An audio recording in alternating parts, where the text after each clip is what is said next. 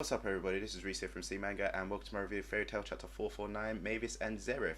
So, I gotta admit, it was actually a really nice little flashback. The beginning to a long little flashback, which I'm hoping is going to be about, I don't know, 4 chapters roughly. But yeah, obviously, when I first started reading it, I was thinking, oh god, please don't tell me he's basically going to go through all of Fairy Tail Zero again in this one chapter. But he basically kind of gave like a little quick version of the last five, six chapters roughly.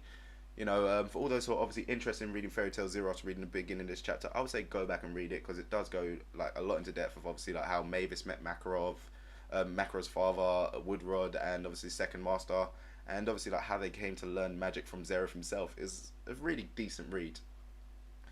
But yeah, this chapter really did kind of surprise me a little. I must admit there were a few disappointments, but it's kind of mainly going into like how much they expanded on stuff which was said. Obviously, what was said was quite good, but it just disappointed me a little bit that they didn't really expand too much. For example, the whole how Mavis became known as the fairy tactician. This is like when we first got introduced to her. It's like, rah, she's known as the fairy tactician. She may be looking young, but she's a brilliant strategist. It's like, oh, okay, they're gonna go into that bit now. When they're talking about the whole the second war, but no, it didn't. It kind of just brushed over it. It's like that was just a little bit disappointing. I was expecting for them to go a little bit into that, seeing as how okay, this is a flashback. They've got a good few chapters, they can use. It's just kind of like it'll be decent to utilize the time with that. But yeah, it's just really frustrating that they just brushed over it. So a few chapters back, obviously I was kind of talking about fairy lore, my little views on it. Obviously, what I thought Mavis, she obviously used that back in the day when she obviously like saved her friends and that, which came with obviously the repercussions of giving her like eternal youth. I think that's what kind of what she thought. Obviously, I was there thinking, okay, she taught that to Kana. So, but obviously the thing is, Kana's not immortal. So, what the hell's the difference? And it's kind of obviously been stated now that the one that she used was obviously an incomplete black spell. I'm guessing the one that she taught Kana, the proper fairy lore now, that's her fully modified one, which has no repercussions.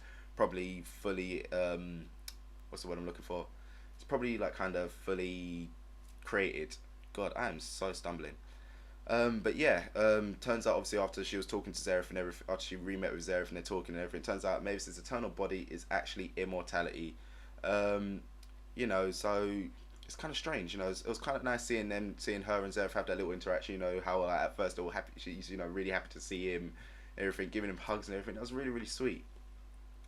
But yeah, obviously I would have thought that them two would have had a little bit more time to interact with each other, other than the whole oh you're immortal now because you used the same spell that I once did, and soon you'll end up having the whole bloodlust to go kill the people you love.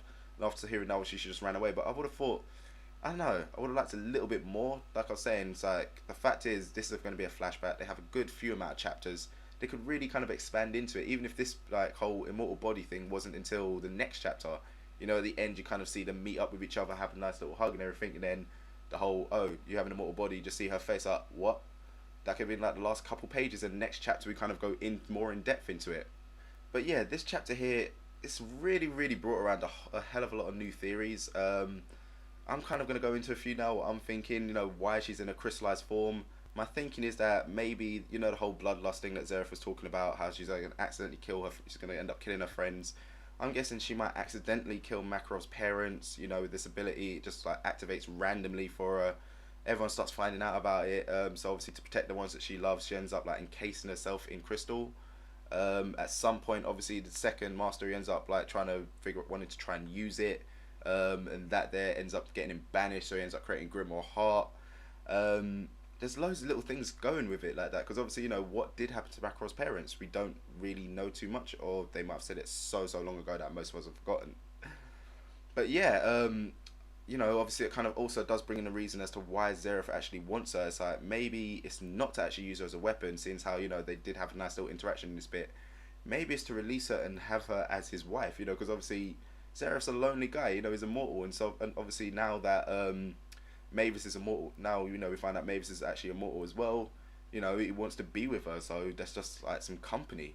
Who knows? Because I don't know, the way he's talking, it doesn't really seem like he wants her as a weapon. It just kind of seems like he just wants her. And obviously after that little kind of back and forth, it seems like it's a bit more. It seems more logical for that to happen, because obviously it's Zeref, for God's sake. Why does he need a powerful weapon? He is a powerful weapon.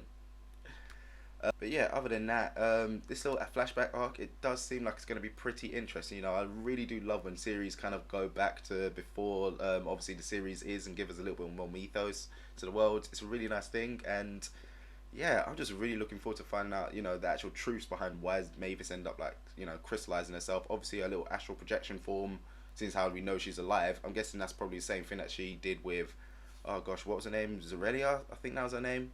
Her friend back in Zero, you know, the whole thing, like, that's why only she could see her, so she's doing that, and obviously, like, only people who can see her are Fairy Tale members and Zeref himself. Something like that. But either way, I'm actually really looking forward to the next few chapters. This flashback arc, like I said, looks interesting, and I really want to see some more of it. So that's about it from me, guys, for this chapter. What did you guys think of this chapter? Let me know in the comment section below. What are your theories as to why Mavis crystallized herself, or did she do it to herself? Who knows? You know, what are your theories? Let me know in the comment section. And as usual, don't forget to check out other things to do on the channel. So I'll see you next time.